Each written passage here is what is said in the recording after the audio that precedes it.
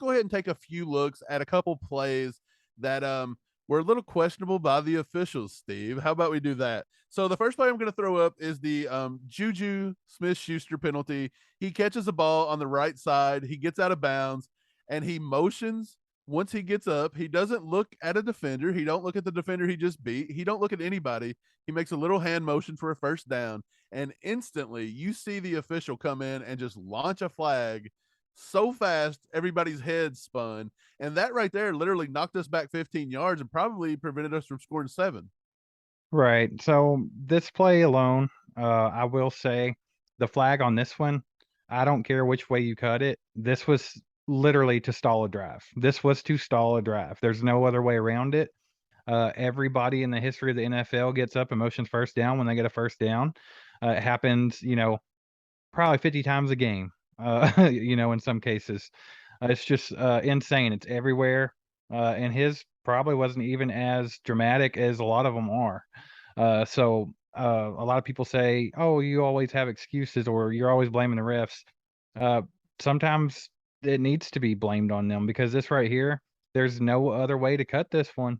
This was literally just to penalize the Chiefs and slow down a good drive. There's no other way around it. Yeah, Romo and Nance both called it a soft penalty. Like it's that much. Speaking of soft penalties, let's go to this bogus Kelsey pass interference they called.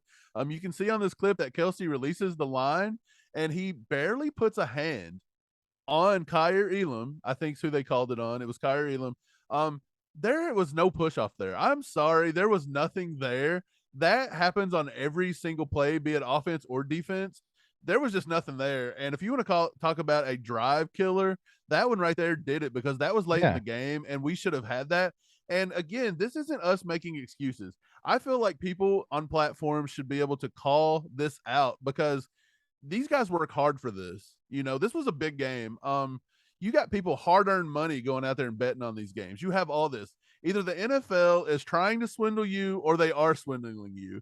Either way, this needs to be called out and these officials need to be held accountable. This is unacceptable. Right. Once again, you can't cut this one any other way. This was called to stall the drive. End of story.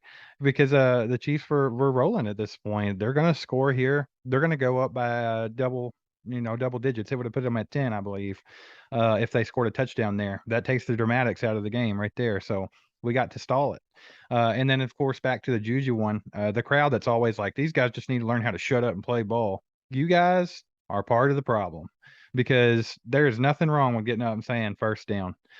You're trying to take the fun out of it just as much as NFL is, and the NFL's not necessarily trying to take the fun out of it. They're just trying to dictate the game a little bit, and you're buying right into it. Right. So I'm tired of that take. That's a bad take. If you think that Chris Jones should just shut up or Juju should just shut up, how about you just shut up because it's stupid. It makes no sense.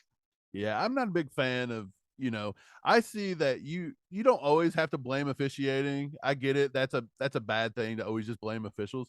But we're not blaming officials for the sake of, yeah, we should have still won this game. That was on us when it counted. Andy Reid and them should have put a drive together and took off some of the play clock, and Josh Yeah. Allen shouldn't have had so much time.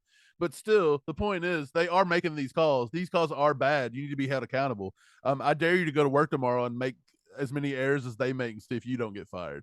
But anyways, let's go to the last one. This was Frank Clark pressuring Josh Allen right in front of the official and a handful of jersey ripping at Frank Clark's back. And Josh Allen ends up picking up a first down and they go on to score the game winner right here.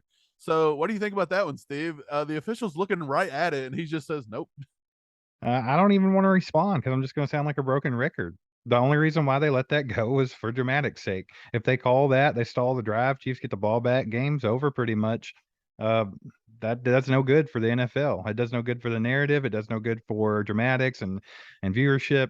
I mean, it is what it is. I mean, like you said, I don't think that this handful of calls necessarily is the only reason why the Chiefs lost, right? There's plenty of reasons why the Chiefs lost the game. But this is part of it, okay? So, I mean, if you gotta divvy this up, say, Chiefs lost the game, 50% because of bad play call and 20% because of this, there has to be somewhere in there where you're like, "These game-changing calls." I mean, it's just part of it's part of the recipe of the entire, meltdown. Right. And besides Chiefs fans, 99.9% of the media and all the Bills fans and everybody else that watches football only wanted to focus on the Chris Jones tripping penalty. They act like Right. that was the only play that was bad the whole Which game. in itself was a bad call because I think Chris Jones literally tripped him to expose the fact that he was getting held so bad he couldn't even tackle him with his arms if he wanted to. And they weren't calling that. So, I mean, like I've said 3 times now, kudos to Chris Jones. I think that was a heads up smart play. Yeah. So we just wanted to expose that, show it. I think it needs to be shown. The NFL's not going to address it.